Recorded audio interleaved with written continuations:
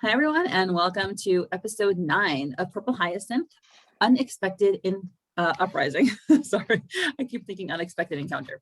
So we left off with the man starting the riot, basically, in the center, and where Lauren has spotted the devious, devilish Kieran with his smirk in the crowd. And we have the man on the statue, and there's clearly a parallelism. The woman that's holding up the torch of liberty, of justice, of righteousness, or something like that. We don't know exactly what it is because it's not the Statue of Liberty that we have in America, but it's probably something similar. And the man is directly paralleling that motion. So he wants to appear as though he's petitioning for justice and morality. And we're going to learn a little bit more about this throughout this episode, but that's the image he wants to represent. And he is riling up the crowd. He says, "Last night, the purple hyacinth reappeared. Is this really the protection our city deserves?" And, the crowd is agreeing with him. He's right. They're useless. Lauren is in shock. Outrageous. What do we pay them for? Pretty scary to hear as a police officer, to hear your force being denigrated and abused in a very contentious, scary crowd. I would imagine that's very scary to feel when you're outnumbered by the crowd and they're angry at you. And he says, in one single night, the purple hyacinth took 2 victims right across the street from each other, and they still couldn't catch him. And the people are angry, they're upset. 2 valued and respected citizens. Who will it be next? Your wives, your children? The phantom side has dominated our city for the past decade. It's only a matter of time before they attack the royal family and destroy everything King Philip built. Which is interesting that, there is the sense, at least in some circles, that King Philip actually did something good. So we do learn later a little bit more about the difference between King Edward and King Philip, but at least in the way this man is presenting it, he has a positive, or he's presenting a positive view that King Philip did something good. And you have now you see this image of the police force, the patrol unit, vastly outnumbered by an anonymous mob. They're all in black. There are a lot more of them, and they're rumbling. So it's a pretty scary moment for them. He said the police are supposed to protect you, but they're just parading in the streets like peacocks. And he's pointing at them. I mean, that's instigating violence, in my opinion. Not very responsible. They could be arresting the culprits responsible for those atrocities. Instead, the purple hyacinth monster is still running free. And does he know how true his words are? I mean, this is just a stab at Lauren's heart. This is exactly what she's thinking. I keep saying it like every single podcast, but it's so true about the story. Irony, irony, irony. He's the topic of the discussion. He's the topic of the riot, and he's just sitting there chilling. And the amount of times we hear this man be called a monster is very interesting. Yeah, they really do pound that title in for the first couple chapters. It is monster, monster, monster. Oh yeah. Oh boy, and now you see his finger directly pointing at, our 3 favorites. Well, Lucas is there, but yeah, Will, Lucas, and another person. Right, and Lauren.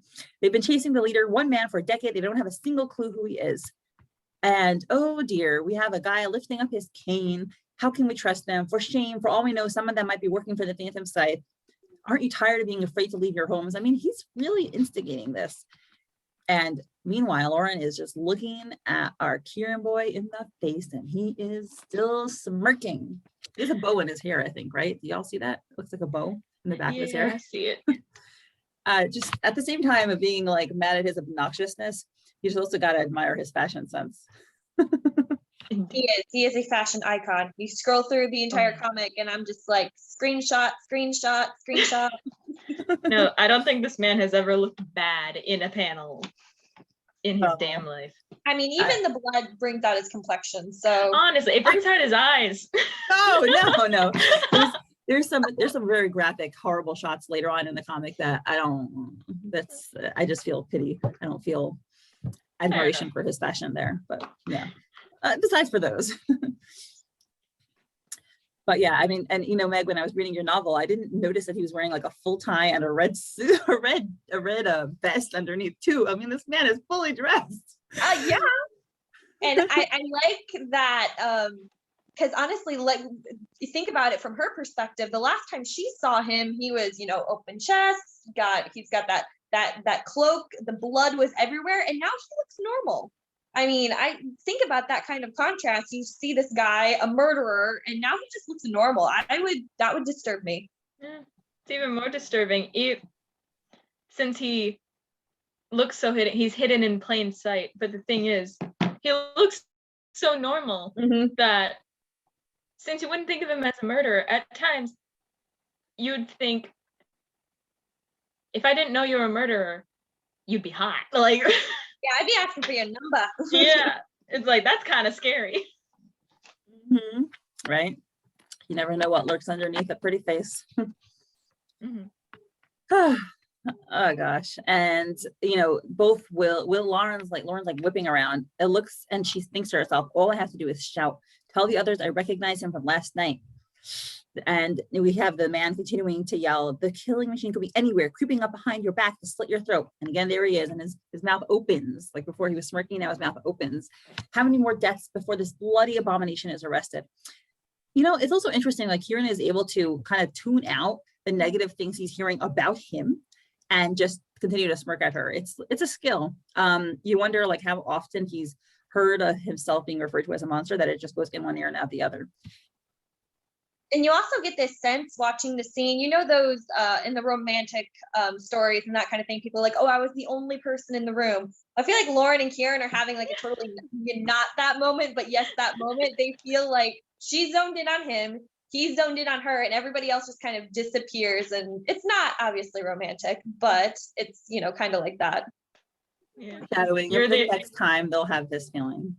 You're the only one in the room to me for all the wrong reasons. Yeah. Yes. I like that. Oh my God. And then he says, I dare you. Oh my God, Kieran. Dare you. The aggravatingness of this guy. Really? You thought that was aggravating? That's not my first thought. Oh, what was your first thought, Meg? I think No, see, my first thought was, you cheeky bastard. Yep. The absolute nerve you have to go up to a cop who knows your identity as a serial killer. I dare you. Bruh. I think that's the moment where I fell in love with Kieran, honestly. Definitely has a strong personality. It is very attractive. I agree with that. He's got a lot of self-confidence. But Lauren has my reaction. She grimaces. She grits her teeth. She is fuming at him. She thinks to herself, this might be our only chance at catching him. And then she starts saying something. She says, huh, and then the guy says, he could be anywhere, anyone. The disguise is one of us innocent citizens. Oh, that's another. Actually, it's a regular different guy saying this. And then they start pointing at each other. One guy just points at anyone. He says, she's right. Everyone is suspect. Oh, it was a woman. Sorry, saying that. And he says, I saw you leaving your house last night about 1 a.m. Where were you going, huh? And he's like, what? Are you seriously insinuating I could be the purple hyacinth? Have you lost your mind? This is like, it's showing a breakdown in societal trust where they are accusing each other and they're getting paranoid. It's a really bad sign when people do that to each other.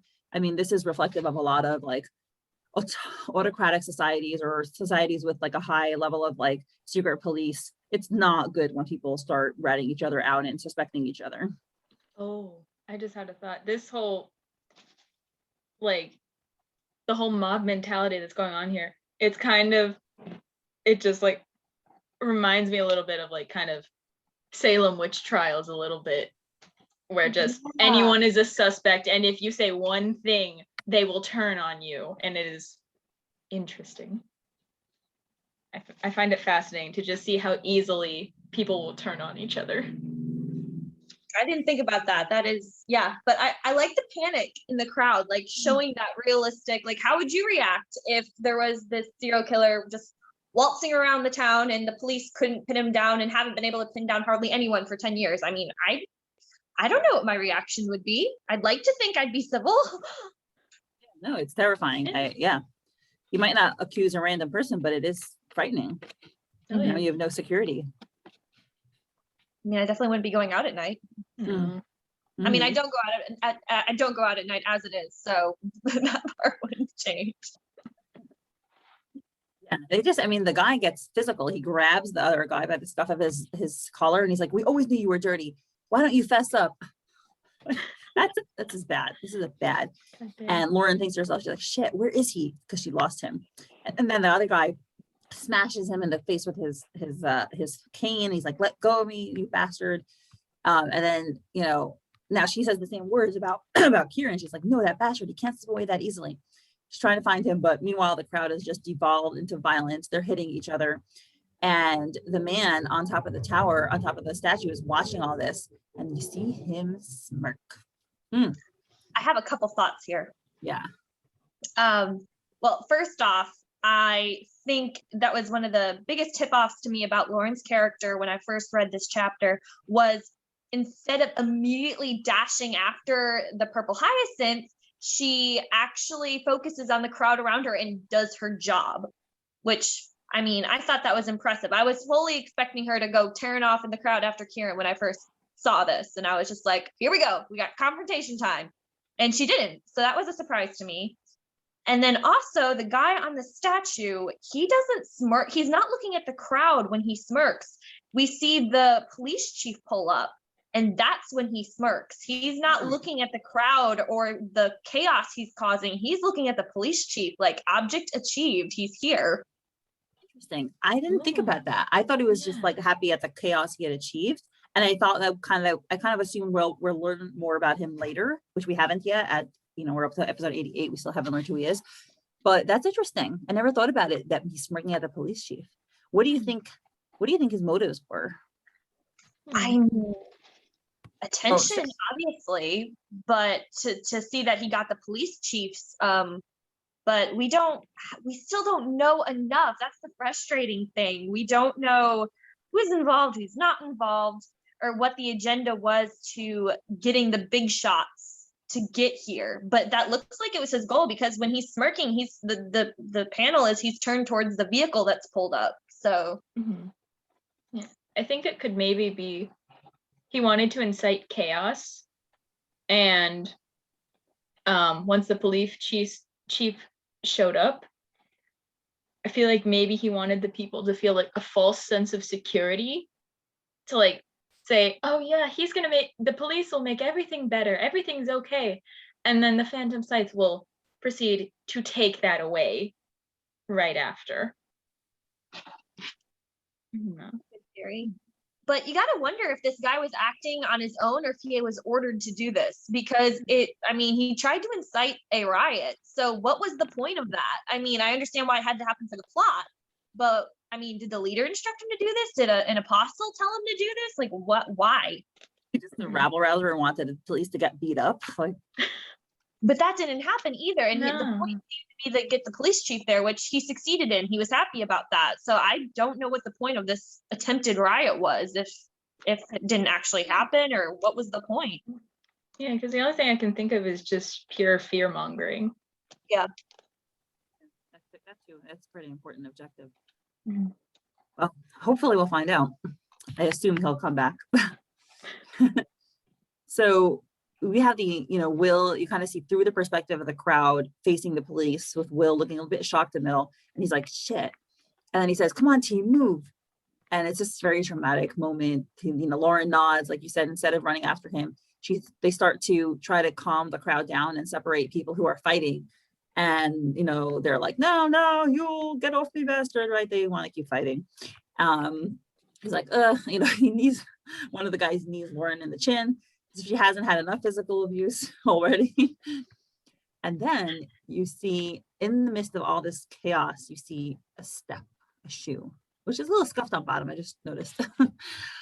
And then you see somebody, from the side looking and with this shock at the person who's coming. And then Lauren says, what? And you see him from the back again, all these like little moments, it's just building up suspense in terms of like introducing this figure. We see his shoe, his side, his Lauren reacting to him, and then just the back, and guy in a uniform. And he yells, "Order!"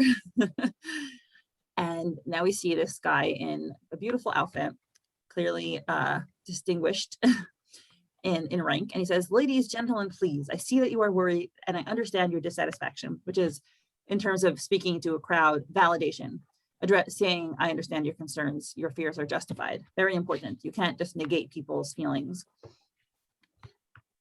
And he's standing there, he looks very regal, and it says, "This is Chief Tristan Sinclair, head of the ภิrhus Police Department."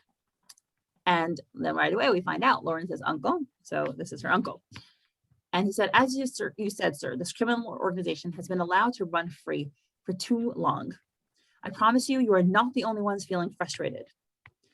Each one of us here has a family to protect. All of us, officer and civilian, want to purge this evil that has tarnished our city.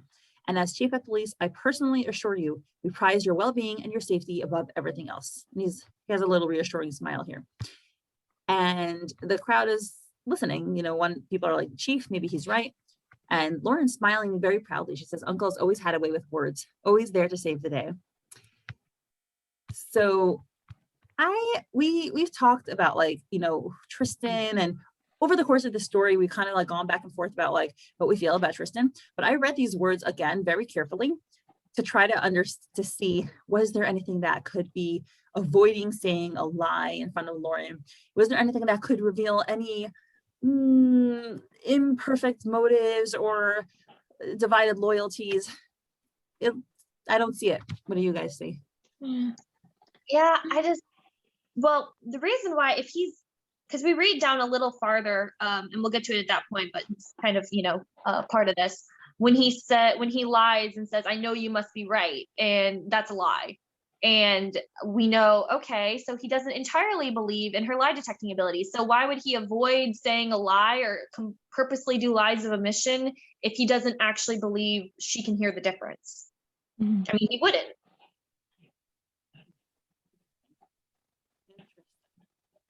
True. That's a very good point. Yeah, because from all what I get here is basically just, yeah, because since none of it is a lie, it's basically just, he feels frustrated and he understands, and then of course, like, each one of us here has a family to protect. His family would be Lauren in that case. So if we were going with maybe he has something to hide, his intention is to protect Lauren at the end of the day. Yeah.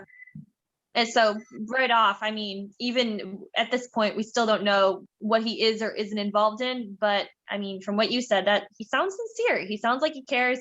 And P.S., when I first saw that, I wanted him to look like Tom Selleck so bad.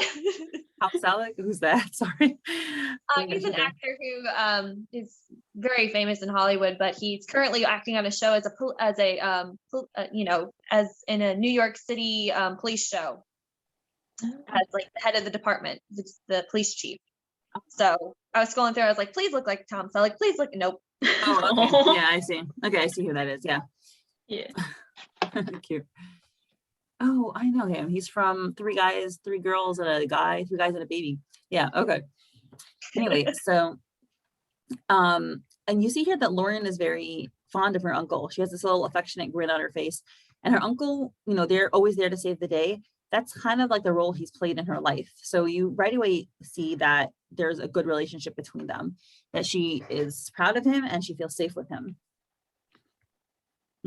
And so she continues, she thinks, and yet here we are talking about ending the Phantom Scythe while its bloodiest assassin stands amongst us enjoying the show. And she turns away, and he continues, this morning the king's right hand, Sir Ramsell, came to speak with me to establish a plan of action, which, just saying, nice to know. Steps will be taken and we will release our plans to the public as soon as possible. But fellow citizens, if we truly want to rid ourselves of the Phantom Scythe, we must unite our forces and not give way to such discord between us, which is a very nice message. And then the guy on the statue says his lie. He says he's right. None of us here is part of that filthy organization. Uh-oh. And he says, we must not stoop to their level, which is interesting. That's true. Like, that's an interesting thing to be true.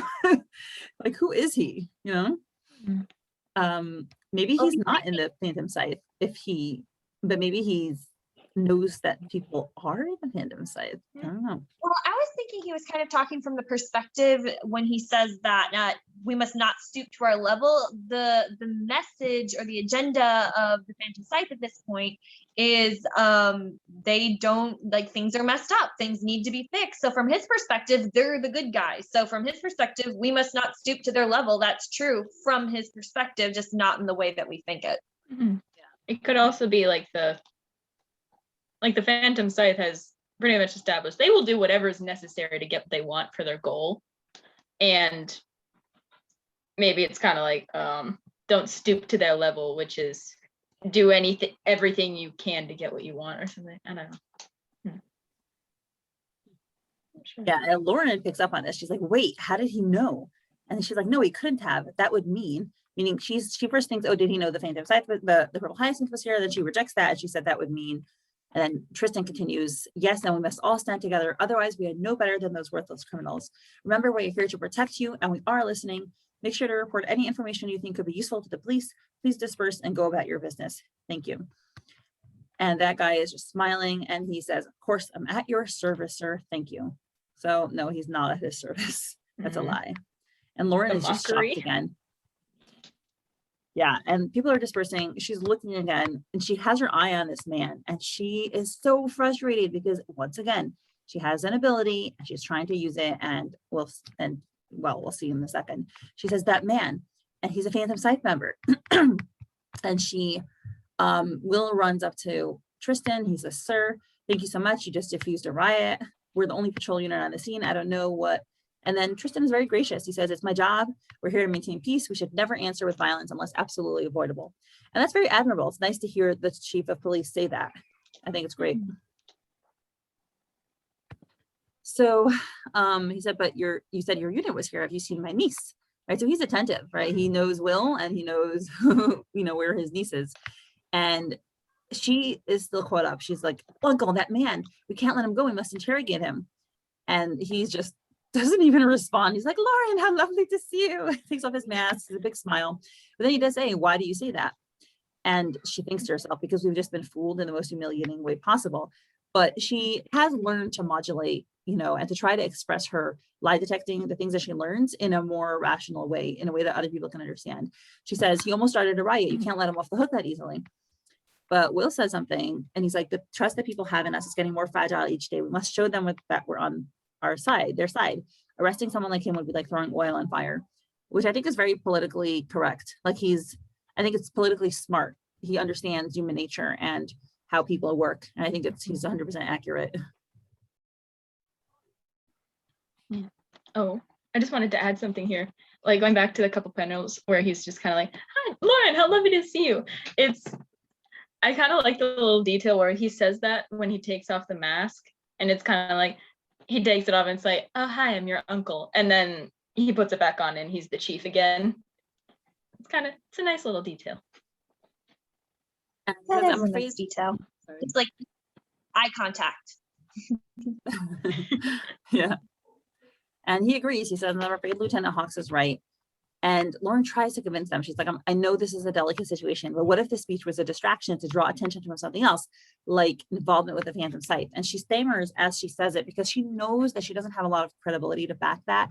And she wants to say it. And like, you get her sense of frustration that this is something that she always has to deal with, where she knows something and she has to try to communicate it to people in a way that they'll listen, and then they don't, and then she's frustrated.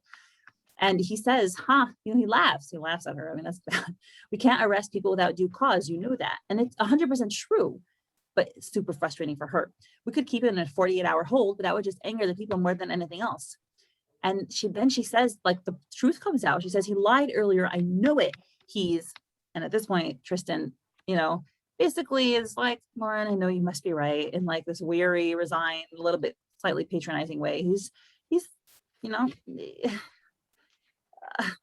yeah, it's very interesting to me, like that he doesn't believe her.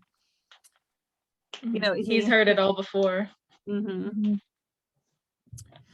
Yeah, I don't know. I feel like I get the sense that maybe he kind of thinks that she has some kind of sensitivity, but maybe she's not foolproof. Like, I don't think he completely discredits her, but I think he just doesn't, he doesn't have that absolute, that he doesn't believe it with absoluteness that she does. And that's the sense I get, at least. Which is kind of funny to me.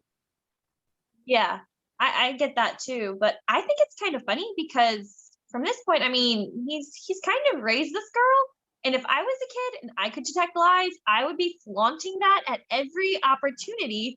And because she is always right, it's always accurate.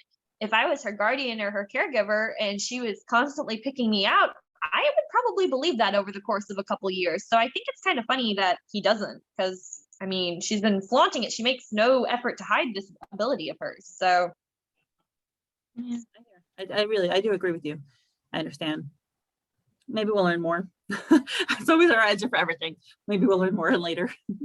That's what it is. Right. But also, I mean, there's a very strong sense that people don't, not everybody, but for people who don't believe in the supernatural, they just don't believe in the supernatural. Like, they're not gonna, it's just, it doesn't factor into their life. Like, it's an impossible thing for them. So they're like, it just can't be. Like, I just wouldn't believe it. I mean, that's the perspective I have, at least. Like, if somebody tells me I saw a ghost, I'm like, you didn't see a ghost. It's not part of my worldview. It's not possible. So I can see that being part of his perspective. Yeah. And so I think that Kieran does believe in the supernatural then.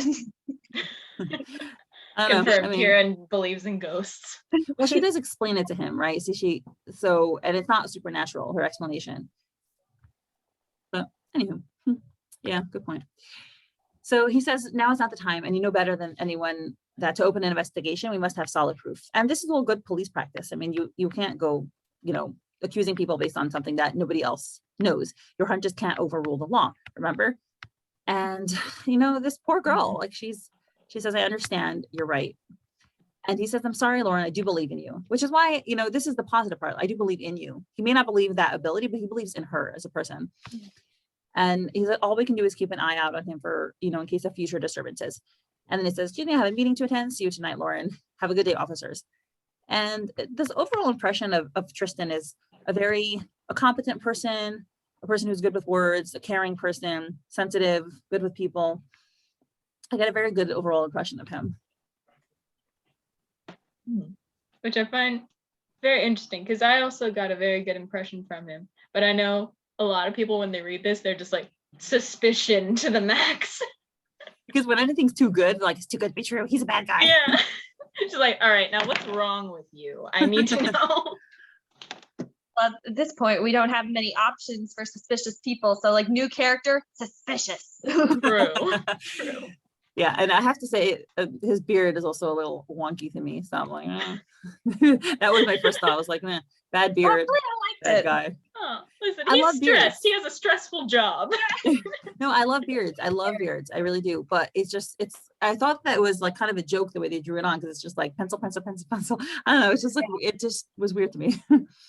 Yeah, the art has changed a little bit over time, I've noticed. But I mean, I think it looks good throughout. It's just, small differences.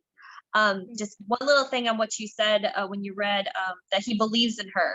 I think it's nice. He believes in her despite her ability. Like, he just believes in her, just Lauren, without any supernatural winky wonky whatever. He just believes in her, and I think honestly that's more special than if he knew she had that ability. It's just her. Yeah. Aww, I love him. He's a good guy. Yeah. Unless I'm proven wrong. Don't tear our hearts apart, please. Open F, please. Yeah, bet. Oh. Yeah. We all say, have a good day, sir. They salute him. She says, see you tonight, Uncle Tristan. And then she just sits there. She has this bitter, bitter grimace on her face. And she thinks, all those years I spent refining my analytical skills just to prove my hunches to others, which, this is interesting. Like, she knew she had to present it in a way that other people could understand. Working to make detective and join the investigation unit so that I could finally put my ability to use and make a difference. But all that for what? for everything to be completely undone by a single mistake. And she clenches her fist. Right now, my ability is useless. I knew there were two flagrant criminals in this crowd. I couldn't do anything about it. They're right. The police are powerless. Poor girl. It's tough. The 𝗏𝗀𝗃𝗀 members walk the city freely, knowing we're too scared to arrest them. No matter how fiercely we fight, they're always one step ahead. We are ridiculous. Mm. And, you know, Meg, I have to say, when I was reading your novelization, I really understood better her thought process and why this episode would lead to what happens shortly in tonight. Mm-hmm. I didn't quite see the connection so clearly, but reading your thought explanation helped me. Oh, Yeah. thanks. I'm glad. She's frustrated. She is frustrated. Oh yeah, because I just love for some reason I just find this line so powerful. She's like, we are ridiculous. She is the amount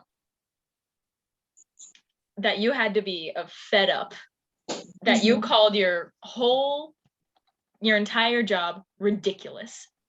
She feels that, I kind of just get the feeling that she's like, she kind of agrees with the guy who said they parade around like peacocks. They look like fools because they get nothing. They have nothing to go on, and they still act like they have the power. They don't. They have nothing. Yeah. It's like the perspective of our record and staying clean and looking pretty is more important than these victims that are dying. Like, our protocol is more important than, you know, than this crime that's happening, which protocol is important. It's there for a reason. But from her perspective, she's like, we're losing more than we're gaining by trying to do it the right way. And it's a pessimistic outlook, but I think that's how she's looking at it. She's gotten cynical at this point. She's like, what point is the rules if we can't catch the bad guys? Yeah. We don't hear her thought process about like the rules, but we just do know that whatever the police are doing, it's not effective. Yeah. I don't know. Yeah.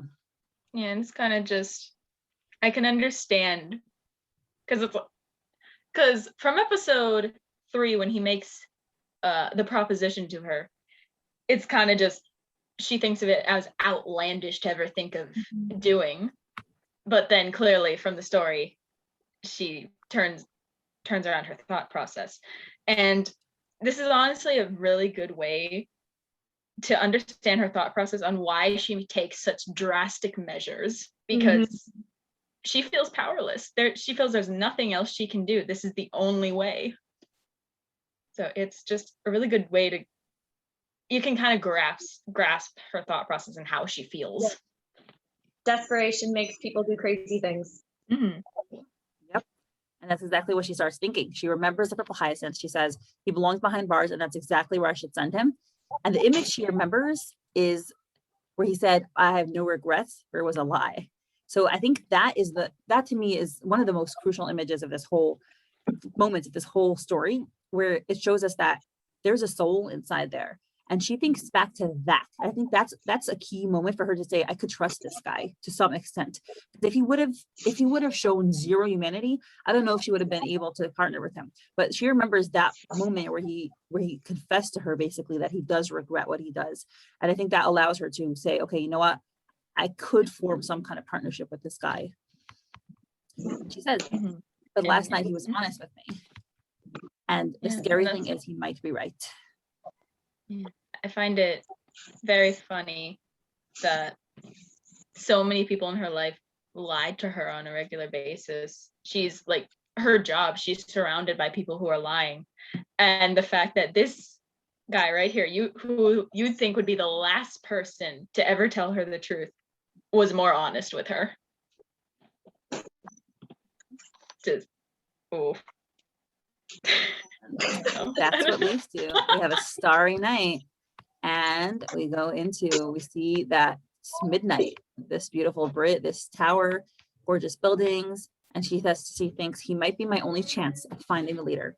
And then tick, it's midnight, and it's nothing else. And guess where she is? Waiting on that bridge. Her hair is whipping in the wind. She says, I owe it to him to try. And she turns around, and we have the stepping of the forward of the foot. And there's Mr. Snazzily dressed, same outfit as he was before, Mr. Assassin himself, with that smile. He has made the decision.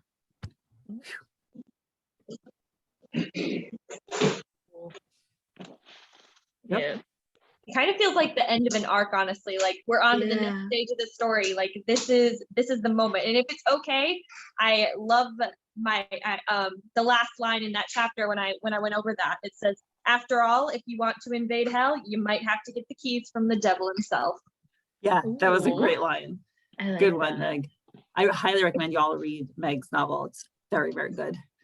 I've been trying for like the past couple minutes to like open this ginger ale and I can't. Honey, can you please? Thank you. Sorry. You're good. I'm sure at some point in this episode, Kieran will open up a pickle jar for Lauren.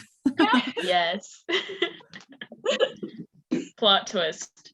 She needs to open it for him because his hands are covered in blood. Oh, I'm sorry. Oh, God. I'm sorry. Oh no.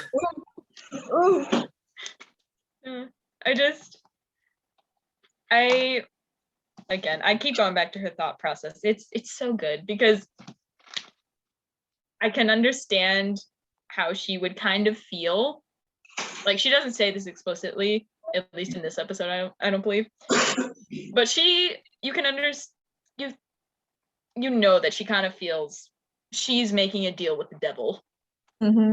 And it's kind of, the sad fact is she believes this is the lesser of an evil instead of sitting back and doing nothing. Like that look that she has too, like she turns around, it's almost like that panel here, that panel, where she's just looking around and she kind of like, she looks kind of sad. She looks like, just like, I don't know, like we said, we don't know her thought process, but I was just kind of like, from that look, it's more of like, I can't believe I'm doing this. Wow, I'm doing this. Why am I doing this? But she's desperate. So even if she's disappointed in herself, she's got to do what she's got to do. Yeah. And it all goes back to her obsession. I owe it to him to try. At the end of the day, it's always about Dylan. Dylan. I mean, she has not gotten over it. That is her primary motivator. More than, defeating the Phantom Scythe for the sake of like protecting the people of 𝗏𝗏𝗃. It's all about Dylan. Mm-hmm. As he said, it's personal for her. Yeah. That's really powerful though, like that she lost him when she was a child. Just that kind of friendship is what's driven her to even through adulthood. Like that's amazing. That's quite the bond. Yeah. Also, I think it might be a little bit as well as that survivor's guilt is real strong here. Yeah. That's a good point. Very much. Ouch. Yeah. And I mean, it's a beautiful scene. I love it. I can't wait for the next episode. Kieran, he approaches with a smile. His shoulders are back. He's walking confidently. No, I mean, like, he doesn't have his weapon out. He's not looking around for like, a squadron of police, hiding behind the lamp. He's confident. I wonder if he did a perimeter check. Like, did she bring, I wonder if he checked to see if it was a trap first or if he just like waltzed up. I hope he checked because I think it would be pretty dumb if he wouldn't, but yeah. I hope they both checked. I mean, Lauren for sure was suspicious, so I assume she did. But yeah, we hope Kieran does also. Well, I don't know, Meg. I mean, you might find it very attractive if he doesn't do it. That cockiness. What are you trying to say? What are you trying to say? Nothing. Nothing. What are you trying to say? You can enjoy him. We have the beautiful blue eyes right judge here. you. I don't judge. I like Kieran. I just love the fact that he walks up so confidently. He has his hand in his pockets. He's swaggering up there, and he's just the audacity of this bitch. You see, from like the fact that there's light on the top part of his chest and not on the bottom, it means his chest is puffed out. That's how swaggery he is. Oh my God. Cocky bastard, my goodness. Yeah, I love him. It's okay, I love him. I never said I didn't. I love him too. Yeah, the Kieran Simp Club. Anywho, well, what are your final thoughts on this episode? Me, I like how I think we saw her thought process, or at least a good bit of it, like how she came to change her mind, come to her decision from going from it's over to, yep, I'm teaming up with a serial killer. I'm glad that we got to see that process, because if it was just like a quick decision, it wouldn't have made sense and wouldn't have felt flat for the story. So I'm glad we got to see that. And then also, like, there's some pretty good Kieran shots in here, so I'm not complaining. You voicing all my secret simp thoughts. I love that. But yes, I do agree. It's a very brilliant episode to set up the way she's thinking, and just how you can feel how desperate she is in this episode. Yep. And it's A+ storytelling. Brilliant is a great word for it. Yes. Yeah. And you already said like the main part, so I'll just end with something that I like, that is not what you already said. I like the introduction of Uncle Tristan as a very competent person. There's this, in every story or in every life, especially for these people their age, there needs to be somebody who like is like the adult in charge. And Tristan very much has that aura of the adult in charge. Like you feel kind of safe when he comes in. You feel like things are in control now. I like that. It's nice to see that. Yeah, like our fate is entirely in Will and Kim's hands, and Lauren, because if they are, we're all screwed. I mean, yeah. Mm-hmm. Yep. Mm-hmm. Well, I'm super excited to do the next one, because the next episode is it's awesome. So thank you so much for coming on. This is fantastic. Yeah, thank you for having us. Yeah, thank you. I always enjoy it. Indeed. Yeah, it's fun. It's the best. I love it. Love dissecting it. Well, thanks so much. I'll see y'all later. And yeah, good night. Good night. Thanks. Bye.